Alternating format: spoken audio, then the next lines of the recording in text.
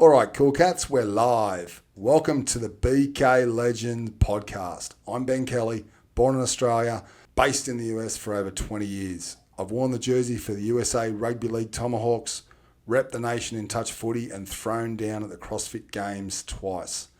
After 5 decades of chasing excellence, this show is about the legends who've truly walked the walk across sport, business, and life. No BS, no filters, just the real chinwags from those who've earned the title. So how's your training been going? It's good, actually. I've been pretty good lately, actually. The sleep not as great, but better. My Whoop has liked me. You have the new Whoop? Oh yeah, no, not the new one. Okay, so I got the new one. I'm glad. And I have like a 7-year younger lifespan right now. Yeah, right on. I don't know how to say it. Age span, whatever that is. Yeah. Health span. Yeah. Is it worth it? Honestly, it was the same price. I had already booked it.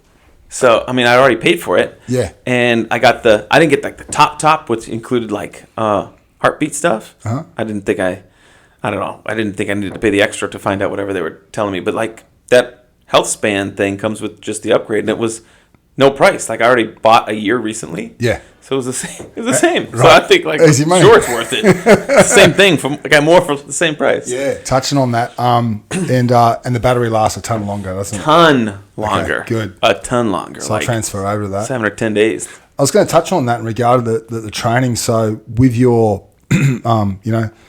extremely busy life, 7 kids, married to a beautiful lady, homeschooled. It's an epic story. I don't want to dive deep into that, but let's talk about the CrossFit, because you have been doing that for a bit at the gym there, and it's been epic watching you. Come in sometimes it's like, dang, like 2 hours sleep, red zone. How do you adjust your training relative to how you're feeling? Right? You know what? With your life. It's a good question. So CrossFit has been a new thing in my world, new style of training relative to like the last few years. I had always trained hard as like a former athlete. I trained heavy, explosive, like that stuff wasn't new to me. Yeah. But the actual like CrossFit style training was new. And I got to tell you, like I've really loved the me versus me competitive element of it. Like me versus the clock, me versus whatever my last attempt at that workout was, that kind of stuff. Yeah. Man, that has lit a fire in me that I guess I didn't even know that I needed. But that's been a cool part of it, I have to say.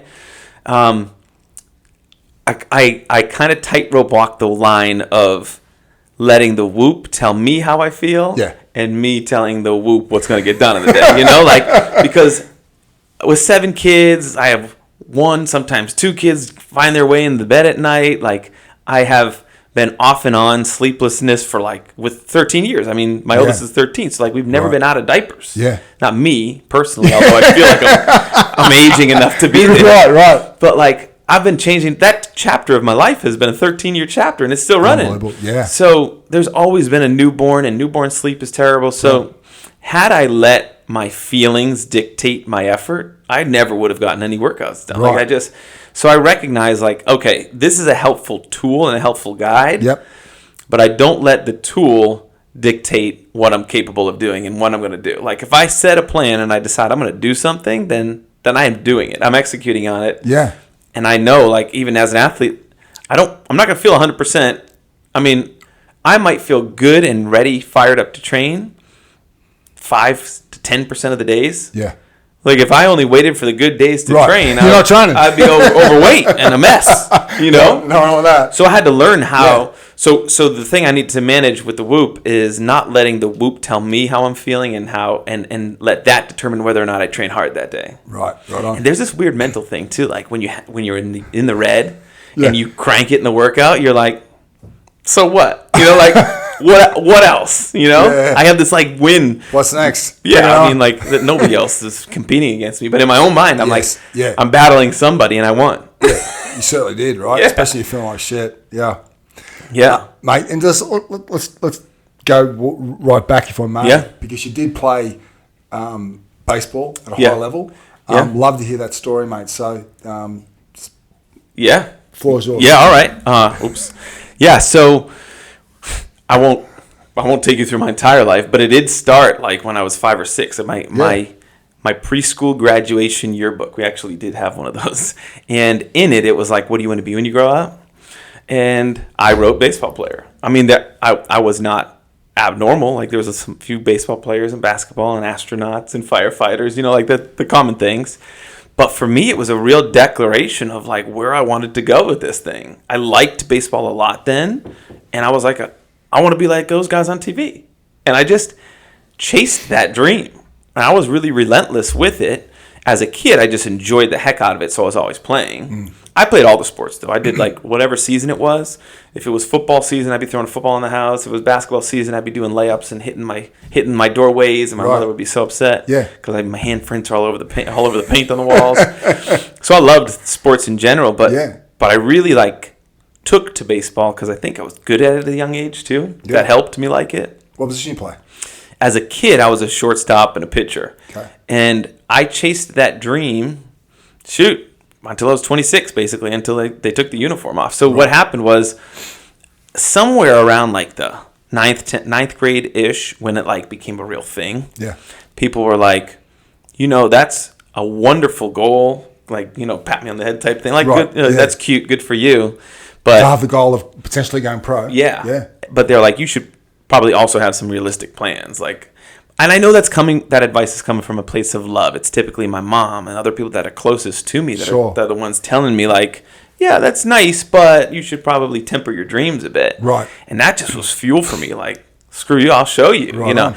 And I had people even tell me the percentages of like, what the percentage of high school athletes actually play D1 ball, never mind go pro. Like, and I heard that all the time. Yeah. And I let that be fuel.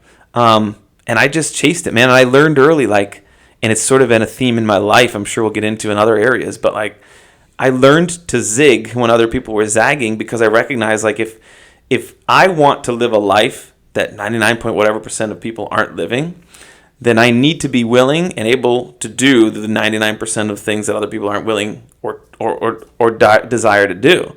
So I looked at my teammates, my friends, and I'd see what they were doing, and I was like, I can't be like that. I can't do that. I can't train like that. I have to train harder, differently. Like, I just knew it. Yeah. And it's been this running theme of my life. So then I did get to play D1 ball at Northeastern. Oh boy. Interestingly, I was drafted out of high school in the 48th round out of 50, back when the MLB draft had 50 rounds. Okay. And I was drafted by the Padres as a pitcher shortstop. That's what I did my whole life. I said no because I had a scholarship at Northeastern. And I figured being drafted had an opportunity to get in there and make an immediate impact as a pitcher, maybe shortstop. Yeah. Well, fall of my freshman year at Northeastern, by the way, that was a really sweet moment to be able to twofold. One, like, rub it in the face of the people who said I couldn't play D1 sports. Right on. Two, I just got drafted, so I can rub it in the face of the people who said I wasn't going to make it because, like, it's right there now. Yeah. So that was cool fuel. But then fall of my freshman year, I was approached by the coach to convert to catch. So I actually converted to catcher, having never caught in my life. And I had to learn the position at a D1 level. And by that spring, I was starting. I was a starting catcher. I had never caught in my life. It was hard. The game all of a sudden was like this thing that was natural and fun for me became work, and it was hard. Yeah. But fast forward 4 years, I was drafted by the Royals in the 17th round as a catcher this time. And then I played 5 seasons in the minor leagues and short season in low A and high A, back to high A my 4th year, which if you're trying to grow, that's not the right way. You don't want to repeat a level. Okay. It's not a good sign. Right. Halfway through that year, hitting became non-existent for me. I basically couldn't hit water if I fell off a boat, put it that way. No way. Oh, man. I don't know. Just lost it? You started losing the touch? Shoot, there's a lot we could probably get into about why, but one of them, as I kind of got slated into a backup role my 4th year, third into the 4th year, and like that became really difficult for me. So some guys can kind of roll out of bed and hit. For me, when I was playing 1 every 5, every 6, every 7 days, the guys that are throwing 93, 95 might as well have been throwing 130. Like, it just felt hard. Like your body calibrates to that as you see it every night. Yeah, sure. And then I shifted from every night to like once every 7 days, once every 8 days. I'm like, it feels like 150 miles an hour. It's so hard to adjust to, and I just couldn't do it. Right. there's that among, I think there's a mental element. We can go to probably a lot of rabbit holes with that. Right. But at the end of the day, I wasn't, and that's a cool thing about sports. It's like you either put up the numbers or you don't. Right. Nobody's surprised when you get released or cut, Yeah. So I got let go. Well, I didn't get yet let go, but I was told in that 4th year, like, well, we're not sure, because they can't tell me, like, you're going to be released. We're not sure where you fit into the plans next year, but if you want to try converting to pitcher, we had seen you do that in college. Yeah. So I ended up converting to pitcher, went back to the low levels. So that was my 5th year, was pitching professionally. So I got to do both, which was cool. Bought another year. Yeah. I'm here now, so you see how pitching went, basically. Do you think you're better catcher or shortstop or pitcher? I think. Well, that's a good question. Do you think if you started with a pitcher when you were young, you would have made it? Or you know what? That's a hard question. That's a question I don't allow myself to entertain, because that what if game is just a recipe for disappointment. No matter what. Sure. True or false, like, it doesn't really matter because I can't change the past. Right. I was good at pitching, but like a million things could happen. I could have blown out my arm if I stayed pitching. Yeah. Like, I just don't know how that would have played out. Sure. But I do know that converting to catcher gave me a shot at pro ball. So like, and in that sense, I'm just grateful for that opportunity. Sure. So I think that my life happens by design. So I just feel like I was, whatever reason, pro ball wasn't I kind of see what my future is now. But like at that time, I'm like, well, for whatever reason, I guess pro ball's not it. Right. Yeah. And let's just pivot if we can. So, I mean, real life hits hard. So, I mean, you went from playing pro ball to couch surfing and with a baby on the way. Can we kind of fast track to how you met Addie and your wife Addie and how that occurred? Well, we had just gotten married the October before. So, where'd you meet? So, where'd you and Maddie meet? So, we met, we were set up basically by my dad and my stepmom. We used to go to the same church as her mom and dad. And they ended up, I was living in Newport Beach, California. Yep. One off season. It was a teammate's place. Obviously, the weather in Southern California in the winter for baseball is a whole lot better than Boston in the winter. So I was living with him, and I flew back to Massachusetts just to meet up? just for Christmas. Okay. And I was going to fly right back to Southern Cal for the New Year, and then go to spring training in Arizona. So like, it was just a Christmas thing to meet everybody. Right. So I went back, and while I was like approaching Christmas, my father was saying to me, hey, you know that Addie from church years ago? Well, now I had met Addie, so my parents are divorced, and I would go, when I visited my dad, I would go to their church. So that was like an every other weekend kind of thing. Like, I didn't know anybody, but I knew familiar faces. And at the time, Addie's a few years younger than me. So like, you're thinking high school, the difference between like a senior and a freshman, or like a junior and an 8th grader. So like, when he says, Addie, Addie was the super tomboy, like she'll be the first to tell you. I'm like, oh, Addie with like the bowl cut and the Umbro shorts for soccer? I'm like, yeah, I know who she is. He's like, well, she wants to get a coffee with you when you get back from Christmas. I'm like, oh, perfect. That's great. Yeah, you have good taste. She didn't come across that way with me, though. No, she's like a swan. She's turned into a really beautiful girl. There you go. But that was the ugly duckling stage of her swanhood. I love you, Addie, if you're listening. Of course you will. So, that's how I felt about that meeting. But simultaneously, her mom was saying, oh, Matt, he wants to meet you. And she was just coming off of this long-term relationship. Right. She had backpacked Europe for like 4 months with a friend of hers, just the two of them, post-college. So she is like, she's not like girl power, hear me roar, like in your face with it. But she was feeling very independent off of a relationship, just coming from Europe, doing it herself. So she had no interest in meeting a guy right now. She's like about to start a professional career. Yeah. So, she doesn't want to meet me. I don't want to meet her. Yet our parents are friendly, so out of respect, we're like, we got to do this. The day after Christmas, she finally agreed to meet with me. I thought she was playing hard to get. Right. And I'm like, for this girl that like I don't want to be with, trying to play hard to get is the wrong game to play. She's lucky our parents are friends. That's how I was thinking. No ego, I swear, no ego. No.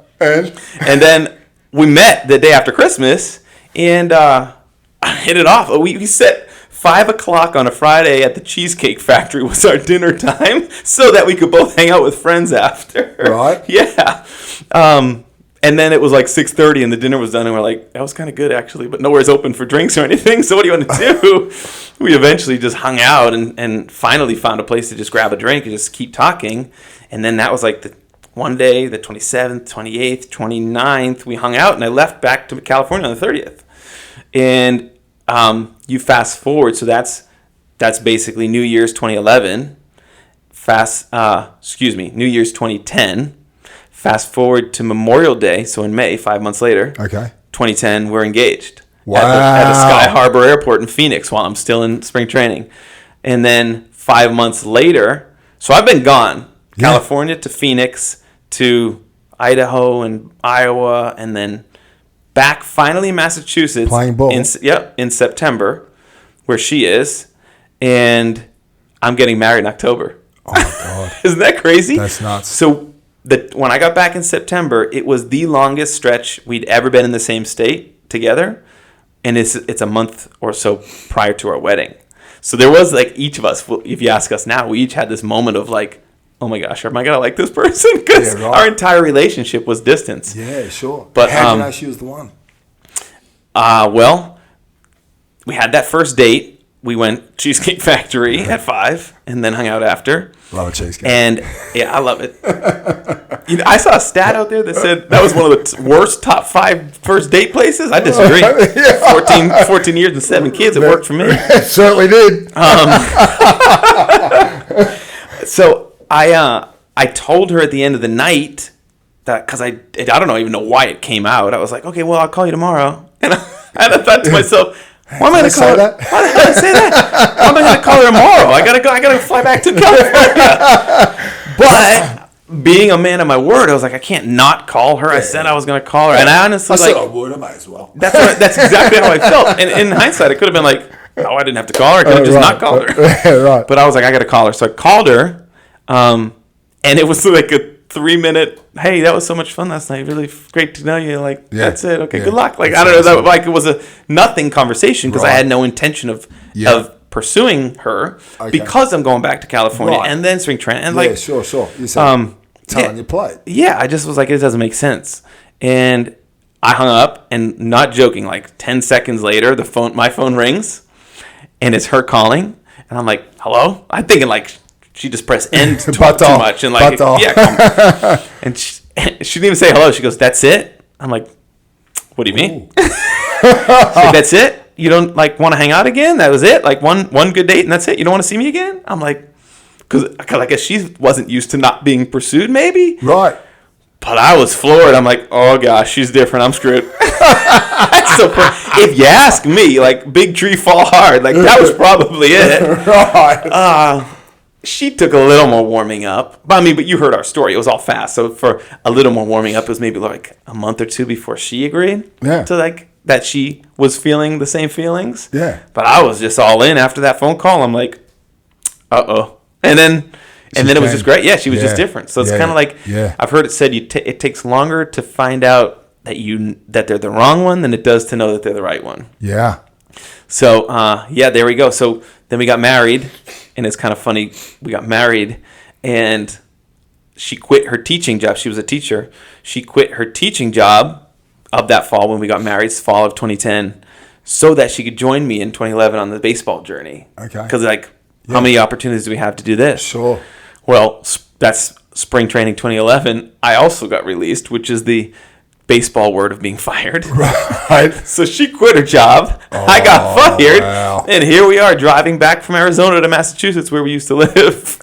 Just like, what do we do now? Yeah, exactly. Like my dream had been ripped out from under me. Newly married. Newly married. Incorrectly, I had wrapped up my identity in being a baseball player. So I'm like, who am I? What am I going to do? Sure. I enrolled back at Northeastern to finish my degree. She thankfully found a substitute teaching job. That was all during the summer trying to figure it out because we got pregnant in that summer. Holy moly. We're on parents' couches trying to figure out what our next step is. She was looking for full-time teaching jobs, finds out she's pregnant. I'm like, well, I'm going to school in the fall. And I had this like degree completion program through Northeastern offered to former athletes, and I had been trying to get in for 3 years. Finally got accepted. It's a free scholarship for former athletes in exchange for community service, and I had been trying to get in, and I finally got in. So talk about divine timing. I was like, I can't give that up. So she couldn't get a full-time job. I couldn't start working until I finished the degree because I had a free last semester. So she found a substitute teaching job because she's pregnant, and then I finished my degree in January. We had our baby in February. And I'm the sole provider with no job and a brand new grad resume, renting an apartment and trying to figure it out. So yeah, life post baseball, where I was just getting to do cartwheels in the outfield and have fun. That happened fast and furious for me. Here we go. Yeah. So 27, 28 at the time, 26. Yeah, I was 28, I think. Okay. So then, how do we get from there to 7 kids? South Carolina, in a nutshell. I mean, and I want to touch on, because you mentioned Addie was a teacher, and now all your kids are homeschooled. I'd love to talk about that. Yeah. Okay. We got a lot of rabbit holes to go down. This is good. So I guess the first part, how did I get from there to South Carolina? I can't tell that story without just saying there's a lot that I didn't control. There's just an element of faith in my story that I couldn't really tell my story without. But I first started in finance staffing just to provide. I had to pay the bills. Right. Because she's home and I have no job. So I went to this staffing firm. It's called K-Force, Finance and Accounting Staffing. And I went to them because I'm like, my resume stinks. It just says baseball and school. And no one's interviewing me because the blind portals to submit not going anywhere. And my father knew somebody at the staffing firm, so I was like, your job is to get people hired. I need to be hired. Right. Can you help me out? And that whole interview process actually went so well that they asked me to work for them instead of being placed with one of their clients. So my first foray into the business world was a pure sales role, finance and accounting staffing. So I took that job because it allowed me to be home at night, and it was something that would pay the bills. Right. That was quite literally my criteria at that stage of my life. Yeah. But I learned sales. It was 80 to 100 dials a day. It was 12 in-person meetings a week, and it was like a hamster wheel that just didn't end. It was a grind. But I learned sales. I learned relationship building. Yeah, it was awesome. And I kind of just leaned on a lot of the tenets of being an athlete, running through walls, that kind of thing, to be able to do what I needed to do, not what I wanted to do. All of that stuff played into what I was doing.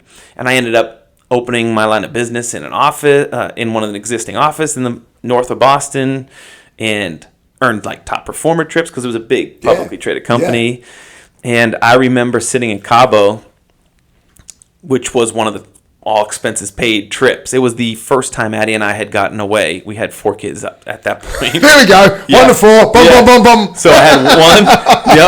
Yep. And how many years? Baby, that was 3 years. Babies. Oh, wow. So babies 3 and 4. You guys move fast. I'm mucking around with the Morizio. No.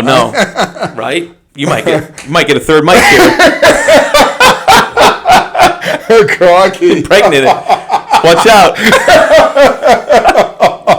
Lord Elvis. Oh, let's pray. That's right. That's so funny. Yeah, so I don't remember where I was. Oh, yeah, so babies. 4 kids. Babies 3 and 4. 1 to 4.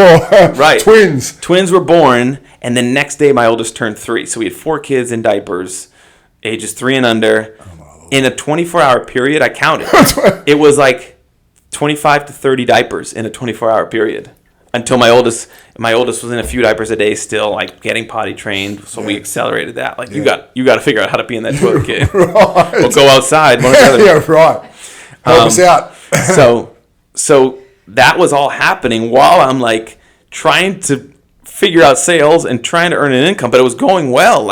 Sales, you can do that. You can accelerate your income more than a steady, consistent job. So I was able to provide. We went from apartment to house, 1 car to 2. 0 to 4 kids, 1 to 4 kids. And I'm in Cabo, and this is the first time we're away alone. And this is the time you're supposed to be fired up to go back and work to your day job because, like, it's the gala event. Everyone's on the beach, dressed to the nines. Like, they go all out. And you're supposed to really be, like, fired up and enjoying this. And I'm looking out, and it's the top of the company at these trips. And I'm looking in that world, there's two tracks. There's a producer track, which was what I was on, sales, basically. You bring money into the business. And then there's a management track where you manage the salespeople. And I guess if you travel up that management track, the top is like the CEO. Yeah. And I was staring at like the number one salesperson in the company on the producer track. Right. And I remember the time where I'm supposed to be fired up to be there. I'm looking out and I'm like, I don't want any of their lives, which was a problem because like, in that world, in that business, I had theoretically climbed like to the cream at the top, you know, the cream of the crop. Yes. So I'm already there. The only path I have is to just be more of this, like to be better at this. And I'm looking at their lives and I'm like, this is not good because I don't want anybody's life. Yeah. And that's when I realized like this, I can't stay in this role. That and I just was not home a lot. Like I was working. The expectation was just you put a lot of hours in. Yeah. And I was missing stuff with my kids when I wasn't even traveling. I just was awake and out of the house before they were awake, and I was home after they were in bed. And Addie she had hit me between the eyes with one day. She just told me, like, I didn't sign up to be a single mom. Right. And man, that rocked me in a good way, but it rocked me. And I was like, I gotta figure this out. So I really started like praying and searching for a new opportunity, and that's where wealth management came in. Yeah. Kind of like how I got into staffing. Of those 12 meetings in person per week, I had to hit. Right. The old guys that I used to work for at Beck Bodie, I had met with one of the managing partners, Ben Beck, and over coffee, he was like, hey, man, you'd be great in wealth management. Like, have you ever considered it? And I originally said no, respectfully, but like I had been courted by some financial advisors when I was an athlete because, like, jokes on them, they thought I was going to make a lot of money one day. But I got to learn what they did, and then I was in finance staffing, so I really got exposed to their world. And I was just unimpressed. I had been in a world of staffing where it was like sell myself and get them to like me more than the other guy, but like what I did was no different than the competition. And I felt like financial advising was very much that same type of industry, like a middleman industry. We live in this direct-to-consumer world, and they were like, it felt like a financial advisor was like this middleman, and if I had to pin the tail on the advisor from all the people I had met, like they gave me a 30-second elevator pitch, and I had to say which bank they worked for, wherever they worked. They all would have sounded the same to me. Right. I wouldn't have been able to do it, and I just didn't want that with a career. So that's why I first said no. But I learned an investment strategy that they run and I run now, like. And one thing led to another. I tried to close that door a number of times with my existing finance network that I built over 4.5 years. Right. And every time I tried to close the door, I felt like God blew the door wide open. It was like very evident I was supposed to take that step, no matter how hard I tried. And I did. I took the step. I had no clients, no experience, no nothing in that industry. 4 kids at the time still, but pregnant with my 5th kid. In a brand new industry, like I'm the sole provider, so that burden falls on me, and I had to figure it out. So like there I go into wealth management. That was maybe 9 or so years ago, and you fast forward to today. I'm like over a year into launching my own wealth management firm. It feels like a calling more than a career now. So like love it. Really wild how life happens. For sure. I want to talk about reconstructing wealth in your business. Yeah. But let's talk about, if I could, just come back to, I'm really interested about the 7 kids and 7 kids being homeschooled. So what does your day-to-day look like, mate, right now? Well, the day-to-day today looks different than it used to. I will say that when Addie first, and I give her all the credit, when she first presented me with the idea of homeschooling, this was pre-COVID, 2017 or so, like that's when we started. Okay. I think. That was, I had only been exposed to a very little bit of homeschooling, and when she presented the idea to me, I was like, Addie, you don't wear long jean skirts and bonnets, like we don't fit the homeschool mold, you know? Right. But the more I thought about it, went down that track, the more I recognized how we believed that the school system today is really like designed and modeled after when the Industrial Revolution, when the bell rings, you go to work. When the bell rings, you break. Like, right. is a set hours of the day. And I just look at my day to day, and I'm like, I don't have that start and end time, that hard start, hard end time, hard lunch break. Like, I take my work around with me. I take it home. It's like this virtual world we live in. The kids, I felt like, were woefully underprepared for that virtual world. Right. Now he's in kindergarten, my oldest at the time, so I'm like, maybe I'm overthinking this, but I actually went down that path realizing, like, hold on, this school system feels like it's really well designed to create worker bees, but like, I'm seeing all the benefits of this entrepreneurial world I'm living in. Right. So I kind of want to raise employers, not employees, if I can, or at least the mindset, the critical thinking that I think is missing. So that's where it started, man. And here we are. Well, he's 13, so 7 years into it now, I guess, something like that. Yeah. 7, 8 years. And it's been awesome. It's been phenomenal. Homeschool has been, I think, really rewarding for a family, but it's kept what so many parents talk about, where like time is fleeting. I wish I could get that time back. I feel like I'm missing everything. Like, it's kept that out of our life. It's because they're always around. So like, a lot of parents will complain like, oh shoot, summer's here. Like, oh, kids are around. What am I going to do with them? Yeah. I'm like, welcome to my life. They're in my house all the time. Like, this is my day to day. Right. But because of that, I don't feel like I'm losing years of their life, because I see them all the time. Yes. And when I started this business, I was very aware that, like, I've heard it said like this: I don't want to sacrifice my family on the altar of ambition. Meaning, I don't want to be the one to go chase the dream and make the money and all the things, and then my kids don't know my name. They don't, like, that's a huge fail, huge swing and miss. Right. So I think if you're going to lead that front stage life well, you better be leading the backstage life well. So I was really mindful of the backstage first, kind of let the front stage take care of itself. And admittedly, I think I have grown slower as a result of being very mindful of the backstage. But I've used what I call this deathbed perspective, where you hear people talk about laying on their deathbed. They look back and they're like, and then you fill in the blank. And it's always spent more time. Yes. Never is it, I wish I worked harder. Right. Right. I wish I spent more hours at work. So I'm like, okay, if it's consistent across the board, everybody says, I wish I spent more time with family. Yep. Well, I've got family and I've got the time right now. So why don't I just use their experience and their knowledge and say, okay, if I don't grow financially as quickly, I won't be able to look back, at least when I'm dying, and say, oh, I wish I spent more time with them because I got that right. Yep. And if I got that part right, I'll figure the rest out. Right. So homeschooling also, that's partly the reason for it, is like we want to curate their childhood as best we can. Yes. As opposed to giving it off to other people. Right. Which, by the way, is way more work than sending them to school. Like, it would be so much easier if the kids went to school. Yeah. So we've had to figure that journey out, like make sacrifices and figure out how to manage that. Yeah. And it falls heavily on Addie. And it hasn't been until 4 weeks today, we've finally been in a position financially to be able to afford help in the house. So we actually have somebody, she's been amazing for us, who's just come during the day for a few days a week. Okay. To just be a helping hand. Like, up until that point, we just had to figure it out. So when you ask me what the day-to-day is, I'll give you an example, just like today, or like what the today looks like. Yeah. It's usually wake up at 4:45, spend 5 to 5:30, 5:45 in quiet time, just like where I pray, journal, things like that. And then 5:45 till right before 7, which is why I'm almost always 5 to 10 minutes late to the gym in the morning at 7 o'clock classes, because I get working. I tackle the hard thing that I need to tackle, which is, for me, the bottleneck in my business is marketing. So I'm like figuring that piece out. Right. I start that. And then I go work out 7 to 8 home at 8:15. 8:15 to 9:30, I'm with the kids. Like, I have that time carved out. Yep.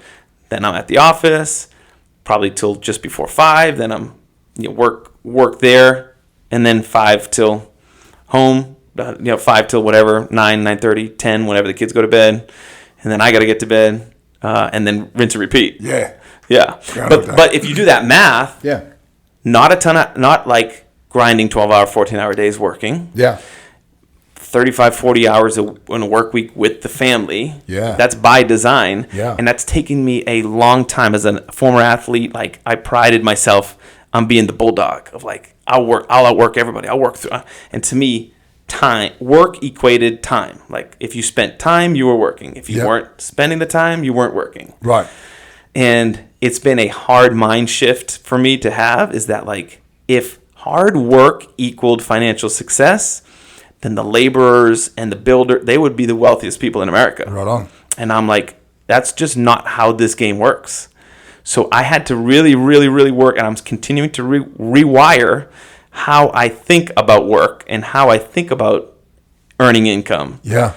Because I recognize we all have the same 24 hours. Some people have multiple commas in their bank account and some have none. Yeah. And it's not their profession typically. Like, right. It's not, well, I should say, it's not their work ethic. Yeah. So I've designed, I'm passionate about helping other people, but also myself, like, design a life that I don't feel like I need to escape from. Right.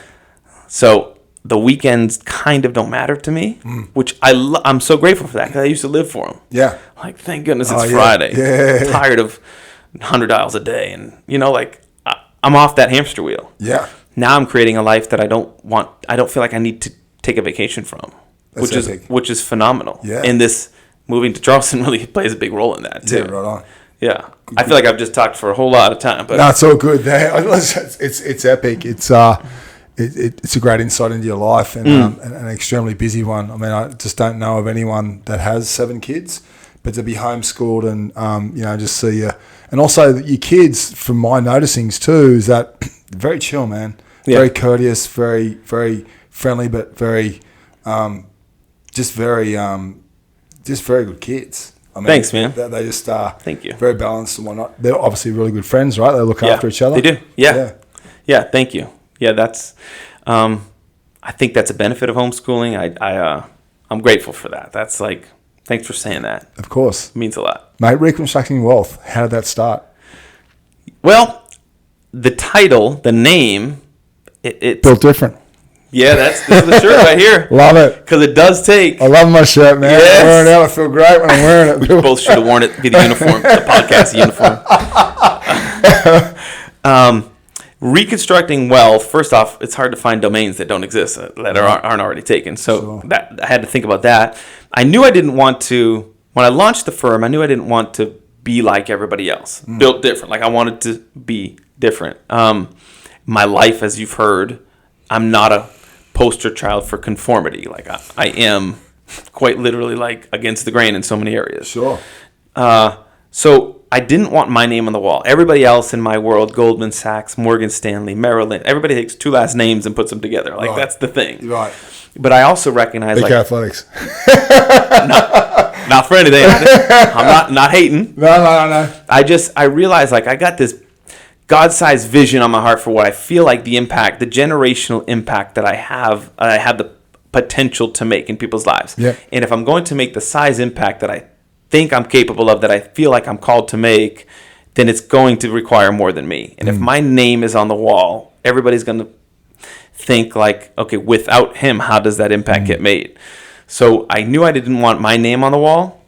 And then I've also learned, after thousands and thousands of conversations with people about their money, that we've all got these jacked up relationships with finances to varying degrees, but almost everybody I've talked to has some level of it. Yeah. And I've learned in my own life firsthand that as I've learned how the game of money works, as I've understood the value of giving and understood the value of emotionally detaching from money, that as I've reconstructed my relationship with it, my entire life has changed. It's spilled over into the presence with my kids, my wife, like the prioritization of my fitness. Like, that's all as a result of like reconstructing my relationship with money. So I'm like, reconstructing wealth is what I'm after, because I want people to redefine what wealth and what success really looks like in their life. Awesome. Kind of like what I talked about, that backstage versus that front stage success. Sure. Like, people miss that mark a lot. And it's all a result of like that emotional weight of money is lifting. Now, I'm not perfect. Like,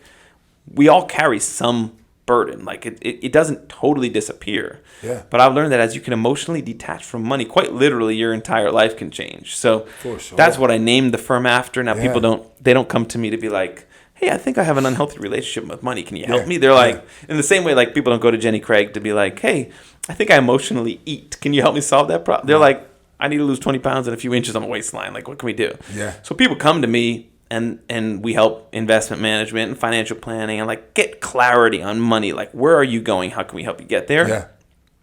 But my underlying goal, and I'm not like secretive about it. I'll share with people that if you can learn to emotionally detach through these conversations we have, through the education we have, through learning to give, like there are actual like practical and tactical strategies to use, then I know like your life will change as your relationship with money starts to change. So that is really the underlying goal with anybody I work with. But it's been cool to see that transformation because I recognize like as that transformation happens in that family's life, that family's generational tree is changed forever. And if I can make that impact on that family tree, future generations are impacted because we inherit our financial our relationships with money from our parents. Sure.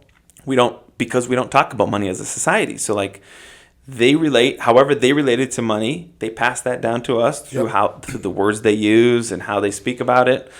And they often inherited that from their parents, which it's often a Great Depression era parent, like grandparents. Right. My grandparents grew up in the Great Depression, so like they're penny pinching, nervous, scarcity mindset. Like all of that is passed to my mom. My mom never talked about it, and that passed that to us. Right. So like if I didn't choose to take the reins and change how we see money, how we view money, the value of it, and why we want to use it for other people, then like I would have passed that same thing to my kids because I had that unknowingly until I got into this. Yeah. So the opportunity to I think make generational impact is super powerful. So that's like really what drives me. That's really powerful. Love it, mate. Man, you've built a life others would honestly not think possible. I mean, thanks, man. Truly.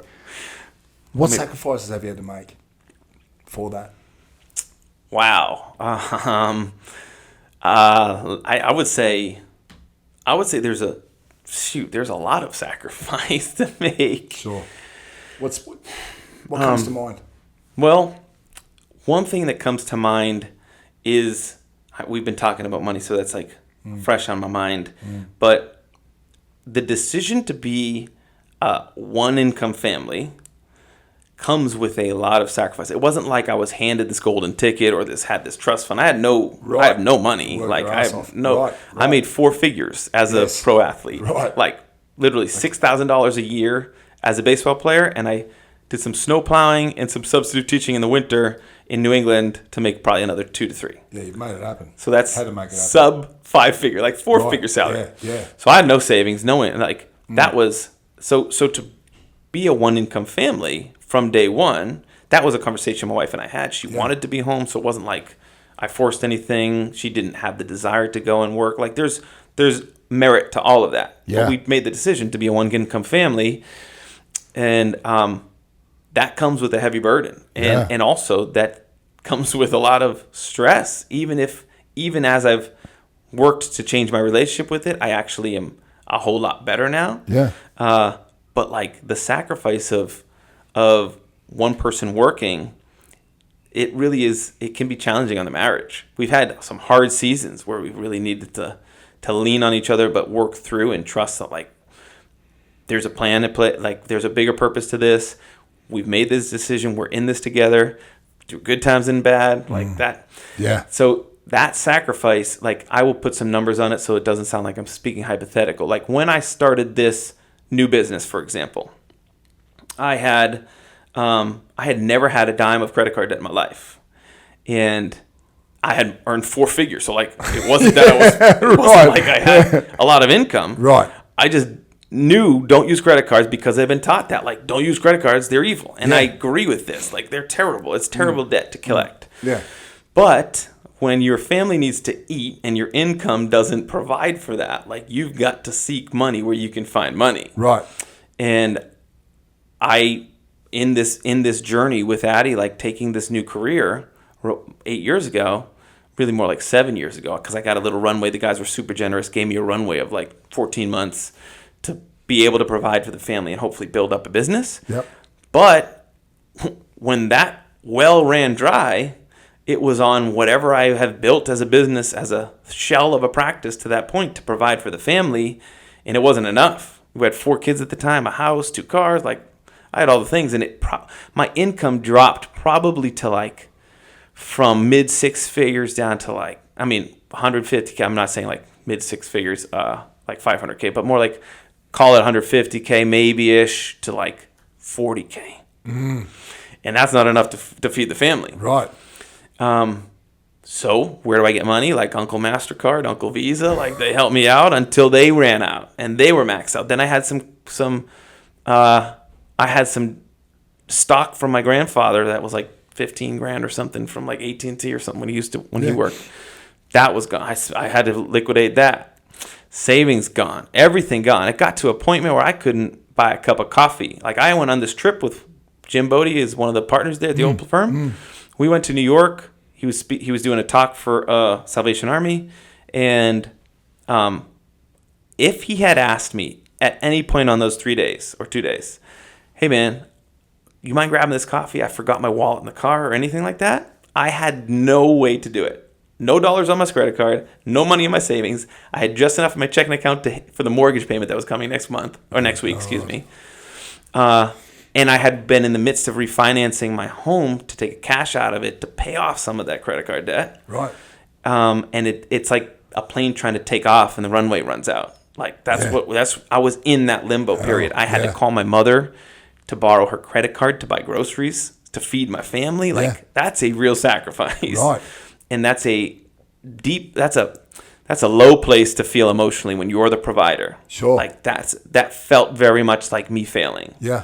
And that's really hard to deal with. And emotionally, my wife is like, I believe in you, but like, how long is this going to last? Like, and I have to manage that, you know? Yeah. I'm basically painting it. All the while, I'm actually like bringing on clients and teaching them how to use money. Like I'm living this financial nightmare, having to teach them or cast this financial dream to them. Right. Really hard place to live. And to date, I have probably gone back and forth between that as the practice grew, but the income, family also grew. The finances of the family grew. Yeah, like the expenses of the family. Thank you. Yeah, like now I have 7 kids. Oh man. I've probably figured out how to pay off over $300,000 of credit card debt in different forms: selling homes, refinancing homes, home equity lines of credits. I have a business loan. Like I have all kinds of things. Yeah. But like that's part of the story. Like that makes me such a more empathetic advisor when people come to me and say, look, I'm in a little bit of a tight situation financially. I'm like, I get it. Let's talk about it. Right. So all through that, I was actually pretty mindful that I'm like, all right, God, I feel like you're bringing me through this journey for something. Like, what am I supposed to learn in this? So I took screenshots of all the maxed out credit cards balances. And like, I took a screenshot of it all. I have hundreds of I'm in a folder on my phone that maybe I'll share one day. But like that sacrifice on a family, like that is an emotional burden to bear. What's funny though, as I've learned how the game of money works and I've learned what levers to pull and how to use them for my advantage, I'm financially today on paper probably in a worse looking position than when I was making 4 figures because I had no debt, no nothing, it was a cleaner picture then. Right. I am so much healthier today with my finances, like mentally and emotionally, than I was then. Yet on paper, it probably looks a little bit like a financial train wreck. Not really like it's getting better, but like, hey, we're climbing out of a lot. Yeah, right. And I've been through a lot. So like to answer what's the sacrifice, it's really hard to quantify beyond the actual numbers of that. Yes. What that does on like a day-to-day with your family, with your spouse, like knowing I'm going home to the kids and I can't buy you food. I'm sorry, Addie, you believed in me. I'm still not showing up. Like tough. There's so much there. Yeah. Sure. But all while, like God has provided, like it has worked out because I've not taken my foot off the gas and I've not lost faith in this is the direction we're supposed to be going. So it's been hard. Yeah. But worth it. It seems like it. I want to wrap this up, mate. I've got one more question I want to ask you. Legacy. You know, if your kids could learn one thing from you, what would that be? I think of legacy as what you leave in people because I think of legacy as something that lasts well beyond your lifetime. I don't think of it as like plaques on a building because you left a lot of money. I don't really think of it like that. I do think of it as like what you leave in people and what they do with it. Like, I think real leadership is creating leaders who make leaders. So like, I want my kids to understand the value of other people and understand that their whys, when they grow up, whatever their why is almost certainly a who. So I want them to understand that, like, to love other people, to serve other people, to build other people up, like, that is the ultimate goal. And that comes from a lot. But like, I've had so many conversations with people who have tons of money and all the things, and like, across the board, 100% of them have said at some point, once they could provide for their family and stuff, their joys came from seeing other people win. Their joys come from seeing other people achieve milestones in their life that never could have been possible without them supporting them. So I think I want to leave in my kids that their why is almost always a who, and that their legacy will be what they can leave in people. Epic. Thanks. Matt Morizio. Yes. You're a legend. Listeners, if you dug this, subscribe, share it with someone chasing their own mountain, and stay tuned. We've got more legends coming your way.